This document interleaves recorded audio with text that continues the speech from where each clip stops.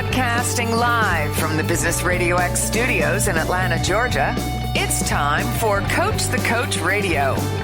Brought to you by the Business RadioX Ambassador Program, the no-cost business development strategy for coaches who want to spend more time serving local business clients and less time selling them. Go to brxambassador.com to learn more. Now, here's your host. Lee Cantor here, another episode of Coach the Coach Radio, and this is going to be a good one. Today we have with us Jake Jordan with Impact Over Attention. Welcome, Jake. Hey, Lee. How are you doing today? I am doing well. I'm so excited to learn what you're up to. Tell us a little bit about Impact Over Attention, who you serving and how you do it. Yeah, so I came off a career of working in ad agency, and we were constantly vying for people's attention, trying to get leads and sales, and kind of falling into the social media and influencer culture. And I just got tired of it and was like, man, I would really just prefer to work on making bigger impacts, and that would get me the right type of attention anyway. So kind of worked myself into a position where I'm doing business coaching with organizations and helping them get the right type of attention.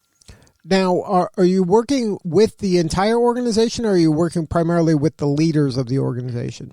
Yeah, specifically the leaders, and I love to work with faith-driven men in particular. But working with the leaders up in the C-suite and moving the pieces around on the board, if you will. Now, was that a difficult transition to go from the advertising/marketing kind of industry to this more personal one-on-one coaching with leaders? Yes and no. It is a transition, and anytime that you kind of change the way people find you, it can be a challenge. But also no, because the type of things that I really shined in when I was in ad agency were more kind of in the boardroom with the corporate people when they were trying to figure out some issues, and that's just tended to be where I shone anyway. And so it's really the stuff I enjoyed to begin with. Now, when you're working with a leader, how does that engagement typically occur? How do they know to call you? How do you kind of get the word out to get on their radar? Yeah, so two things. I mean, first off, business coaching is largely a referral-based business, and particularly when you're charging what you're worth. It's when you're charging $50, you can pretty much find anybody who'll take you up on it. But otherwise, you got to build relationships. So it's largely referral. But then the second way that I find myself running into those situations is I do a lot of speaking and just networking in groups where the type of people I want to hang out with are, and just start conversations from there. And when you're working with those folks, is there kind of some symptoms or some underlying things that are going on in their business or in their personal life that has them at least have the self-awareness to go, hey, maybe I need some help in this area. Maybe this is a blind spot for me. Maybe I should call Jake or somebody on his team. Yeah, so that's you use the word self-awareness. A lot of people need to become self-aware, and so there's some sort of trigger that they've run into. And so I hate to say that I work with people that are in crisis, but a lot of times the people that finally decide that they need some sort of business coach have some sort of issue that's caused them a fair amount of headaches. And one way people talk about it is like, I hate my job. I still love my business, my organization, but this is just not what I signed up for. It's such a headache. I've got, my team's not hitting their goals, and I don't know how to motivate them. And like, I know they like their job, they do, but we're just not doing the work. There's a lot, man. There's a lot of different things that a business coach comes in for, a pure business coach, because there's a lot of people out there that do a lot of different types of coaching. But a pure business coach really just comes in and goes, look, let's find the gaps and why the issues are happening. So to me, the short answer is crisis or transition a lot of times are when that happens. And that self-awareness word is, I feel like a lot of business, we talk about self-awareness a lot, right? It's a subject that's brought up quite a bit, but still up until Simon Sinek and Brene Brown and some of those people really brought it to light as something that is really valuable in business. We kind of thought of it as psychology or things that we might do at home to solve personal issues. But when you have a leader that is self-aware, they'll go, gosh, this is kind of spinning out of my own control. We're going to need some other hands on this. So it's the people that hit that crisis point, or the people that are already doing a good job of being self-aware and just decide it's time to bring in somebody else who has different eyes than I do. Do you find an underlining, maybe a similar challenge that a lot of folks have? Like I would imagine, at least the folks that I've talked to, when people are unclear about their true north, or you mentioned Simon Sinek, their why, or their, the kind of the reason we're waking up every day, if that isn't crystal clear and you're not able to communicate that with your team or your clients or your prospects, then, life is harder, I think. Yeah, for sure. Absolutely. What I found is that that's the root of a lot of problems. Like they can't communicate with their teams well, and so people don't really know why they're at their work or at their job. They don't really know what the mission is of the company. That's definitely something that happens. And then if you turn it around towards your clients, if your clients don't know what you're passionate about solving, or the thing that you really get psyched about helping people out about, it's harder to attract those people. Excuse me. But those are typically not the symptoms that come up first, right? Just like when you go to a doctor, you may have an underlying, like for example, myself, I had scoliosis as a kid, and it would show up as foot issues when I was running track. And so I would go to the doctor and go, gosh, my arch is hurting, or my heel is hurting, or something like that. And it took years to figure out that it was really more about the fact that my posture and my hip position was not good, and so it was affecting my right foot. So it's the same way with businesses. A lot of time it's like, gosh, for some reason we've just hit a plateau. Like we've been stagnant for 11, 12, 13, 14, 15 months. Nothing's growing. We're actually hurting. Like we're barely breaking even. Things like that are the symptoms that show up. And then you go, okay, well, not everyone's on the same page here. Like, here, let me show you a few things that might be causing the problem. Now, when you're working with a new client especially, can you share a little bit about what it's like, those early conversations, maybe the onboarding conversations? What are you kind of asking them to, so you can really kind of go layers deep and not just deal with what seems to be the obvious problem? It might be a deeper problem than what's like on the surface, like you mentioned. Yeah. So, it's kind of like, it's one of those things where you have to feed someone before you actually teach them and help them learn things. So you got to solve whatever the major first thing is. And a lot of times it's around cash flow or new leads or something like that. It's very rare that I come in and go, we need you to overhaul our processes or systems, right? That's not what people are typically looking for. It's one of those positions where we go in and go, okay, great. What hurts? Yeah, okay. I see that your sales have nosedive in the last 6 months. Let's take a look at that. Let's start there. And as you start digging into why sales are falling off, you uncover the things that are really the issue. Well, the sales team and the marketing team aren't talking anymore. Well, why is that? Well, we got a new head of sales. Okay, great. Well, did you have a process that they stepped into, or did they overhaul things? Well, they overhaul things because they're the new salesperson. Great. Okay. Well, that could be a problem. Marketing, sales aren't talking, so the leads aren't matching up and sales can't close. Well, then we need to talk, a little deeper about, X, Y, and Z. So it really is a reflective process where you ask the question, where does it hurt? And people show you and tell you, and then you're able to go, well, at the end of the day, we're not communicating then, or whatever the situation might be. So the first thing is kind of triage whatever the thing that they're asking about. And then as you're doing that, in the course of doing that, you're able to have them maybe self-discover a bigger issue that could be underlying. Absolutely. Because I find that most leaders, once you just kind of pull back the layers a little bit, they're smart. They get it.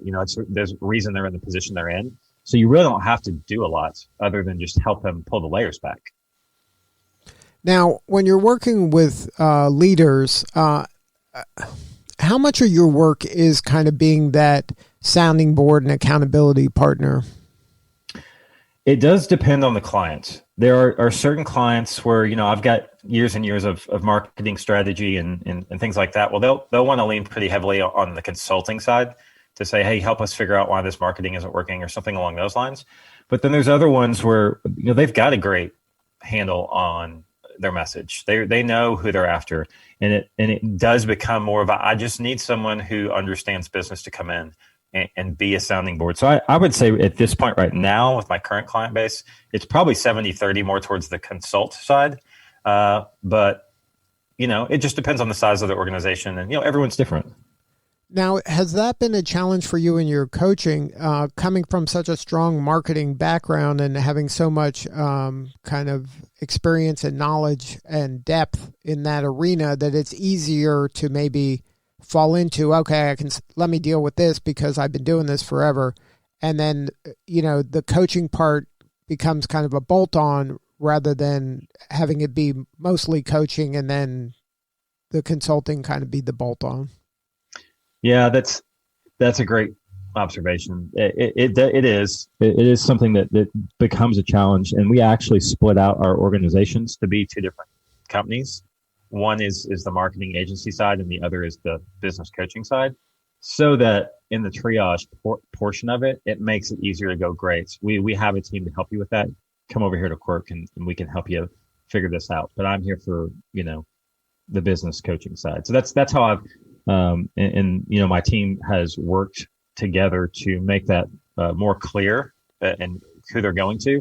And it's also the way that even like out on my social media over the past couple of weeks, I've really started to transition into really talking more about the business coaching side than the marketing side, because that's a recent thing in the last few months for me to make that self kind of pivot about how I talk about what I do.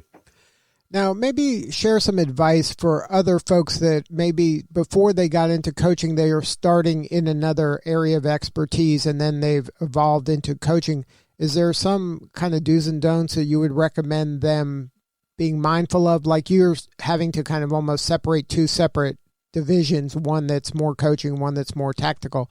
Can you talk about maybe, easing the learning curve for other folks that might be thinking about or going through the same thing as a new coach? Yeah, sure. And you mentioned Simon Sinek earlier. I'm a big fan of his work, and Donna Miller is another one that has some work like that, and Michael Hyatt. There's a bunch of guys out there that do a good job of helping you kind of sort that stuff. And so my advice would be to make sure that you understand what your actual personal strengths are, not just what your skill sets and experiences are because I have a lot of experience as a marketing strategist and tactician. But that's not my actual strengths, right? Strategy is my strength. Communication in general is my strength. Activator on Strengths Finders. I take action quickly. So knowing those things about myself, it helps me do a better job describe the type of things that I can solve, and also helps me put a filter on myself to go, these are truly my areas of genius, if you will, and I'm going to be happier if I stick to them. But you have to know them first. And once you know them, applying that to the way that you delineate and dish out work, to yourself and to your team and things like that. Because otherwise it's more a level of just staying in your comfort zone, if you will.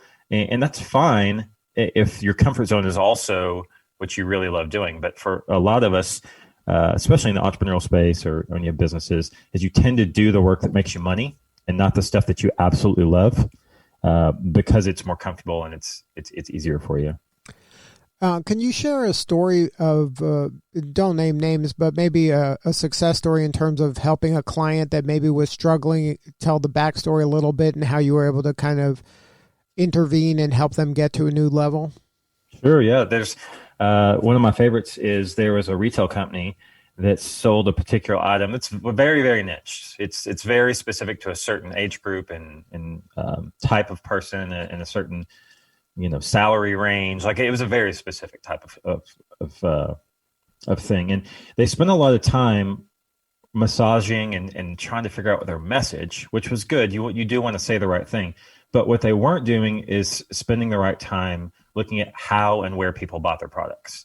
And so that was one of those places where we spent a fair amount of time adjusting the headline on their website and the type of emails that went out when people engaged and things like that. Which I do think you want to do. But when we finally got to the place where they were willing to talk to us more about other things than just the marketing message, that's where everything freed up. It was literally within 60 days that we found two particular spots that they sold about 50% of their product to these two spots. And so we just found ways to do more of that. And it was something like a 500 or 600% increase in sales over the next 60 days. So it's one of those things where I like to say that we live in a glass jar. We're on the inside, but all the information, the label, all the different things are on the outside. And so it's hard for us to see our own strengths and weaknesses from inside the jar. A lot of times you need to be someone on the outside of the jar going, hey, have you seen this? Have you seen this? So that's a very common way things show up for me is why aren't our leads coming in? And then we back into, well, it may not just be your marketing. It may be your position. It may be your, how your group is outreaching. It may be who you have in charge of the division. There's so many variables in business that you just don't think about, right? Because you want to, I think as business people, especially, we want to think A plus B equals C, but it's hardly ever A plus B equals C. Right. Yeah, I agree 100%. And it's easy to think the order of things, and it may be A and B are the components, but it might be A divided by B or, B squared. Like you don't know how it's all fitting together. It's more complex, and everybody's looking for that flywheel that just, set it and forget it. And, it's a moving target all the time. Now, if there is a kind of a cause-driven or a purpose-driven organization out there that wants to go to the next level or a higher level, what is the best way to get a hold of you? Do you have a website? Yeah, it's impactoverattention.com.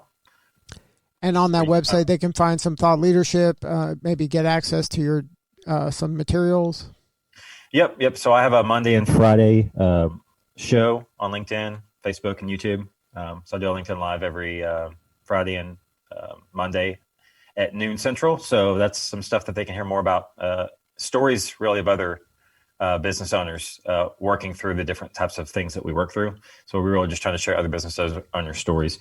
And then, of course, we got some stuff you can download if you just want to learn something today. And then, of course, you can hire me there too. Good stuff. Well, Jake, thank you so much for sharing your story today. You're doing important work, and we appreciate you. Yep. Thanks, Lee. Appreciate you having me on. All right. Once again, that website is impactoverattention.com. Jake Jordan, thank you for being a guest today. This is Lee Cantor. We will see you all next time on Coach the Coach Radio.